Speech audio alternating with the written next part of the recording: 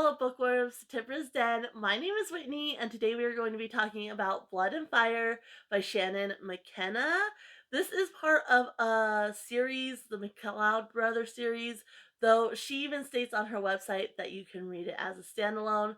I don't feel that's the case, but I'll talk about more about that in a second. This is one of my books that I got for my 25 Days of Bookmas. My husband and my sister-in-law picked all those out. My husband actually picked this out as a joke, but I ended up really enjoying it. I wasn't anticipating enjoying it. I'm reading them from least anticipated to most anticipated, and this is the third book I'm reading, so it's pretty low on the list as far as anticipating enjoying it. But I actually really did. So we're going to talk about that in a second. I'll kind of give you the premise of the book, then I'll go over my CAWPILE rating, and then I'll go more in depth into the book, spoiler free, and then I'll kind of get into spoiler territories.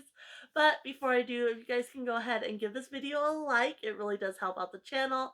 And then if you don't want to miss out on anything, subscribe and hit the bell notification. I don't have a regular schedule right now, so if you aren't subscribed and you don't have that bell notification pushed, you'll miss out when I do upload videos. So definitely make sure you do that. But yeah, let's go ahead and talk about Blood and Fire.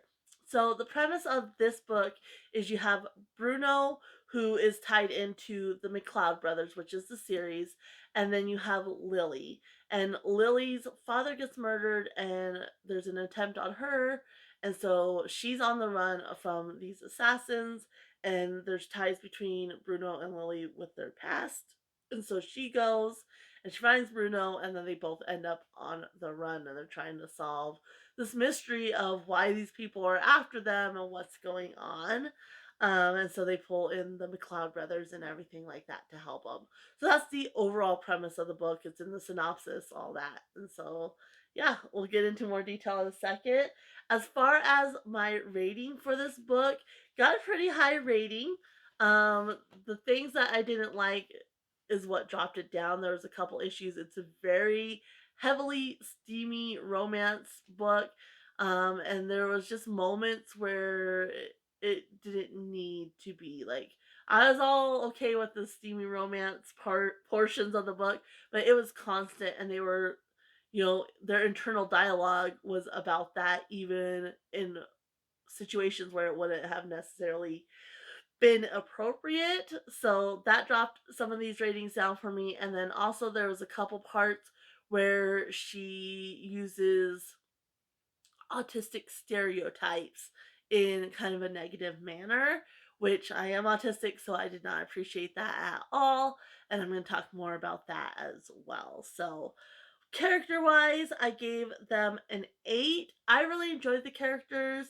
It was that steamy romance aspect that kind of ruined it for me, because it kind of messed with your overall sense of the characters, because especially Bruno, he just comes across as this horn dog, and so um there could have been a lot more depth to the characters.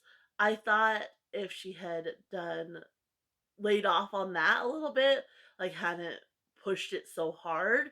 There's nothing wrong with a good steamy romance that has lots of that in it, but there's just moments where it really wasn't necessary to have that, and you kind of lost the character a little bit because of that. So that's why that got dropped down to an 8. Otherwise they would have been a 10 out of 10 for me, but just a little bit of that issue there. Atmosphere, I gave a 9. I really enjoyed the atmosphere. I was pulled right in. I really felt I was on the run with these characters, and I felt like I was there in these different areas. And so it got a 9. And writing is the lowest on the as far as the different categories, and I only gave it a 7. Again, just how thick she laid on that steamy romance in parts of the book where it really shouldn't have been there, and then also those autistic stereotypes that she used that I just did not appreciate. But still, overall, I really enjoyed the writing itself. I mean, I really enjoyed this book, so not too bad of a rating there. Plot, I gave an 8. Again, just kind of those steamy romance aspects kind of mess with the plot in some instances. And there was also a little bit of predictability there as well. But overall, I thought there was a good plot line, and I really did enjoy it. Intrigue, I gave a 9. I was really invested in these characters. Like, I absolutely loved them. I wanted to know, even though knowing, like, there was portions where I knew what was going to happen, but I still wanted to see how it played out. And so that got a high rating. Logic, I also gave a 9. I thought the plot line really made sense. It probably would have been a 10. Again, there's just those moments where that steamy romance just really didn't make sense for what was going on at that time.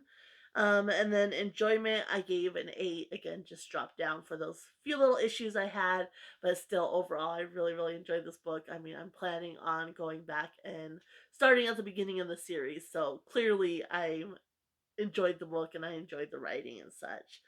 Average rating is 8.28, which equals a 4-star rating. So definitely a good, solid book. So let's go ahead and talk a little bit more in detail. I'm going to try to keep this portion of spoiler uh, light or free, and I'll warn you before I get kind of more into spoiler territory. So you have definitely differing viewpoints. It kind of jumps around between Lily and Bruno and the antagonist of the story as well. Kind of his viewpoint, and then some of his assassins, I guess, some of their viewpoints. So it definitely jumps around in viewpoints, which wasn't bad to follow at all. I think it really worked for the story. You kind of needed those different viewpoints to get the full story and what was happening. So even though I typically don't like when books jump around all that much, I think it really worked for this story. I will say, even on her website, she mentions that you can read this as a standalone. Like all the books in the series, you can read as a standalone. And I did that only because this is, a book that's later in the series, and I didn't want to get a bunch of books if I wasn't going to enjoy them. Like, obviously, for some of the other books for 25 Days of Bookmas, I got the first in series, just because I really felt I needed them for, the story building and such, or the world building. And this one, I was pretty sure some of the series that are more like family based, I guess. I don't always think it's necessary that you start at the beginning, because the storylines themselves are separate. It's just, the characters that the author is using in each story that kind of have ties. This one, the family dynamic is so complex, and the side characters and their involvement, there's a lot of complexity there, and the relationships that were built happened in previous books. And so I think it really is necessary that you start at the beginning. So if you're planning on reading this after I'm done talking, I highly encourage you to start at the beginning of the series, just because, like I said, you kind of need it to have a good sense of the backstory and the relationship between all these characters, because there's a lot of them and it is very complex family dynamic. And honestly, not having kind of that background, it was hard for me to keep track of who was who, because Bruno, who's the main male lead character, he's the one that ties into the McCloud brothers and such. But yeah, I think it's really necessary to start at the beginning, just because of the complexity of the relationship, which is built on things that happened in previous books. And she references things that have clearly happened in previous books multiple times. And so it makes it hard to follow along. So yeah, that's another thing to keep in mind if you are interested in reading this. I mean, the story itself was perfectly fine as a standalone. It's just those relationships that were difficult.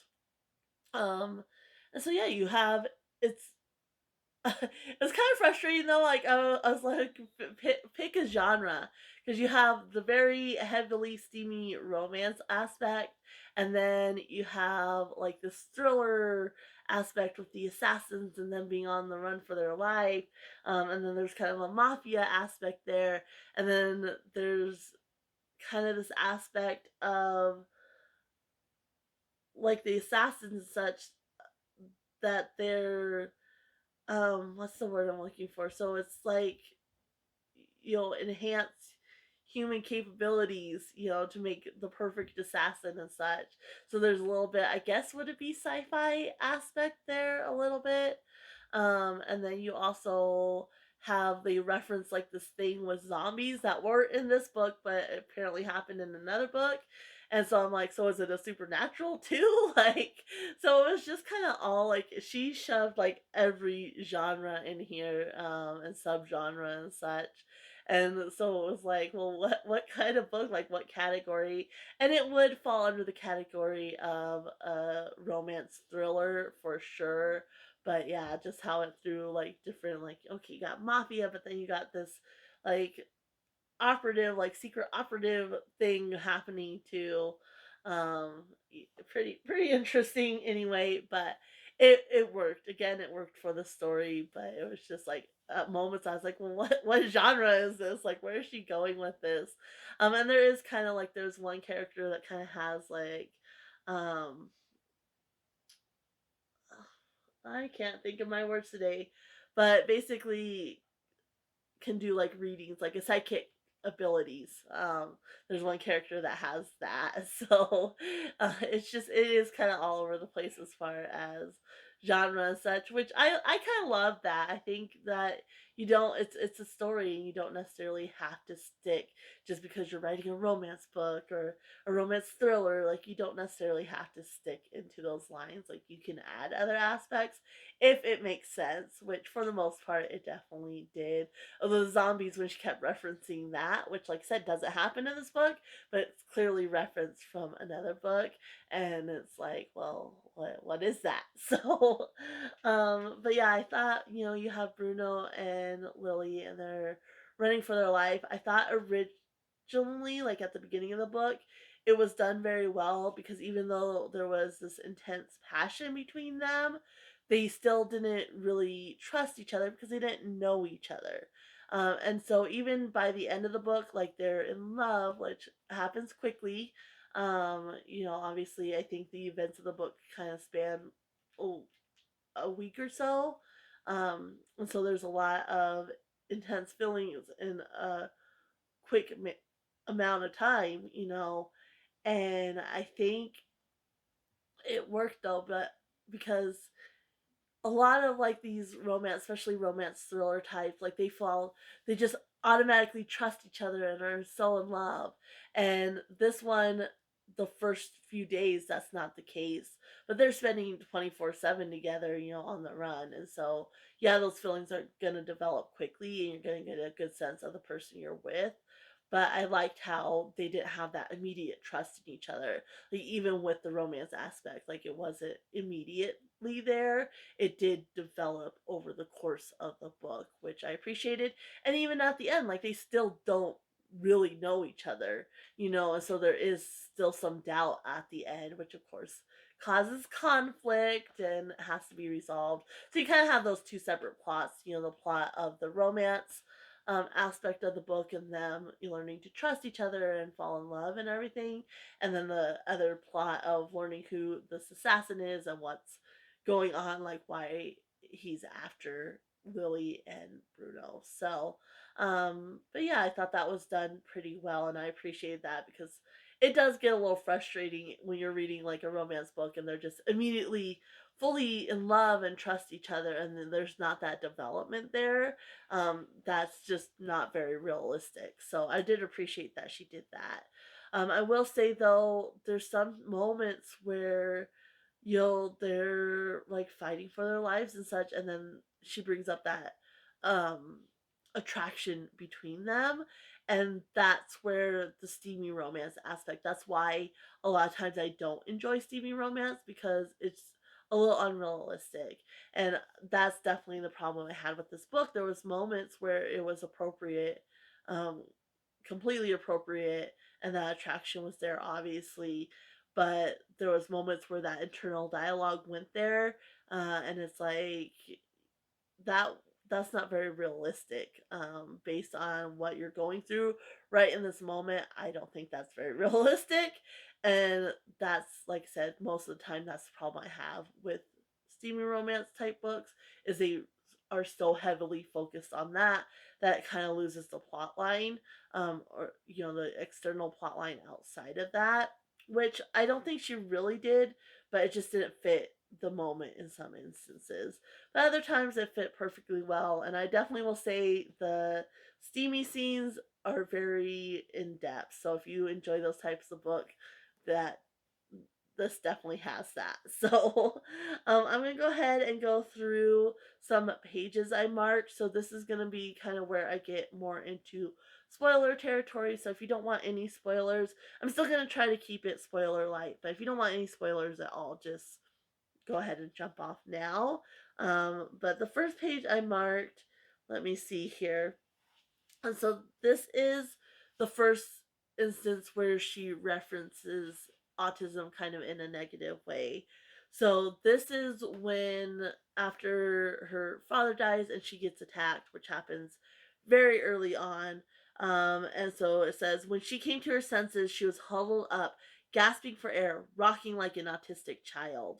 Um, and so I did not appreciate that part. And then she goes on to said, like Howard before a suicidal pill binge. So this is why he did it. This is how it felt to him. And I think, you know, that whole paragraph is fine other than like an autistic child. Um, I think that's just very stereotypical, and I don't like people using negative stereotype. Well, it's not even a negative stereotypes. I mean, you can rock and such, but just stereotypes about a specific um disorder or disability or anything like that to get their point across. Like, I think that is just not okay. And so that really frustrated me that she used that. Like, she could have just said she was huddled up, gasping for air, rocking like Howard before a suicidal pill binge. Because that's a connection to her father and how he used to act. She did not need to add like an autistic child to bring that vision forward at all. So that was a little bit frustrating for me. And then she moves on, and this next one I marked, again, just has that stereotype kind of negative connotation to it. And so this is after Bruno and Lily first meet, and he goes, maybe she played for the other team. He didn't think so, though. He had lesbian friends. He knew the vibe. She didn't have it. And I hate that. I hate that connotation. Like, you cannot tell something about somebody based on their looks. I'm sorry. And so again, it's just that, well, there's that stereotype that somebody gives off vibes if they're gay, or and it's just like, no. You cannot physically tell that about a person. And so that was really frustrating to me, again, just that negative connotation that went along that. And then again, you have Lily, and her and Bruno are met, and Bruno works at a diner and he cooks, diner food, but they also do like desserts and such. And so Lily's saying, I just can't see a guy like you because, he's a very attractive guy, very masculine. And she goes, I just can't see a guy like you making grandma food like rice pudding or banana cream pie. Brownie sundaes, maybe, but no, not unless you're gay, of course. Are you gay? And so, again, just that negative connotation that only gay guys would cook. Just didn't like it. But that's all in the beginning, and then you start kind of getting into the bulk of the story. Um, and this is a positive place I marked. So this is when she's talking to Edie. So they start on the run, and she's like, you cannot contact anybody they're watching us, like they know everything. And so he contacts a friend of the McCloud brothers that nobody really knows about. Like, they don't know his connection there. Which the bad guys, have done the research, so they learn it later on. But he's very paranoid. He comes from I literally want to read more about these other characters, like I said, because you just get a glimpse of them, and there's so much more to them. So this particular guy came from a Ukrainian arms dealer family, which I think is so cool. So he's very paranoid, and he doesn't have that close tie. Like he's an associate, maybe a friend, but maybe not. He's an associate of the McCloud brothers, which have relations to Bruno's brother. So like I said, it's a very complex family dynamic, which is why you really need to start at the beginning. But he calls him in to come in, and then from there they end up hooking up with the McCloud brothers and getting somewhere safe. And so he says she's at this house. They're off looking for something that's a clue to what's going on. And so she's at this house with some of the wives of the brothers, and Edie is the sidekick and she does drawings. And so Lily's like, I no offense, but I really don't believe that. And I hope you're not offended by that. And Edie says, not at all. But if you're not tuned to that frequency, how can you be expected to believe that it exists? What's real for me is still real, whether other people believe in it or not. It used to be so painful when people didn't believe me, but not anymore. And I just really like that line because it shows, just because you don't believe something doesn't make it not real, and it doesn't make it any less real for the person that does believe in that. And so it's just about being respectful, of others' beliefs, even if it's something that is not on your radar, so you don't believe it, and such. Like, for an atheist, like, you can still be respectful of somebody else's belief in God, even if you don't believe that. And so yeah, I like that line. I like how it was presented. That's the only positive place I marked. And then the last section I marked is towards the end. Um, and this is when things are kind of getting crazy. And he's trying to get in touch with the guy, the Ukrainian arms dealer family guy, Aro or Arrow. I'm not really sure how you pronounce his name. And his first name's Alex, but they don't call him that. So he's trying to get in touch with them because they're off still trying to find this missing piece. And so their only contact is through this guy. And they've left a couple of protections, but something happens. And so they end up having, to kind of separate and such. And so he's trying to get in touch with him, and the line's busy. So he's like, Aro was a pathological loner, so socially challenged he seemed practically autistic. And all of a sudden he decided to be chatty. And again, just that negative connotation. Obviously, people who are autistic, that's one of the traits is they struggle socially, but you don't need to use that to get your point across. You could have just said he was a pathological loner and very socially challenged and awkward. Um, and now all of a sudden he decided to be chatty. You didn't have to add practically autistic. Very, very negative connotations. And again, I just don't appreciate that. I don't think that's okay. And so that was, just what I had an issue with the book overall. But those are the main areas I marked. Otherwise, it was a very fast paced, enjoyable book. It had all those thriller components, them being on the run and trying to kind of figure out what was going on, who was after them, and why. And so it was very fast paced, very thriller esque, and I absolutely loved it. Um, but there was not, it's not necessarily that there's a lot of depth. The depth comes from the family connections and the connections between these characters, which again is why I think it is necessary to read the whole series to fully get that. But really, really enjoyable. And I thought it was a lot of fun to read. And yeah, I think, like I said, the only issues is kind of with that, those negative connotations and such. And then you also have where that Stevie romance aspect was pushed in places that it didn't need to be. So Overall, though, a very good solid book, very fun to read. I liked how it played out, even though, like I mentioned earlier, there was some points where it was pretty predictable, and I kind of already knew what was going on. I thought it was really, really enjoyable.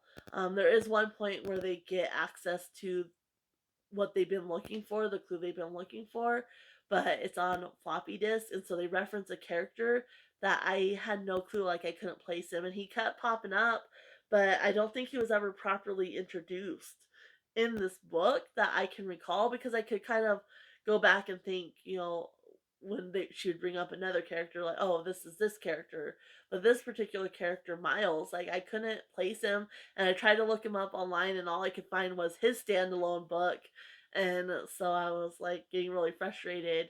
And I really wish, like, especially if they say that you can read these books as standalones, that they would do a character list. I think that would be great if more authors did that because it is so helpful, especially when there's a lot of characters. Because if you a character comes up and you can't remember what their role is, you can just glance at that really quick. So I really wish she had done that in this book, and that way I could place these characters quickly.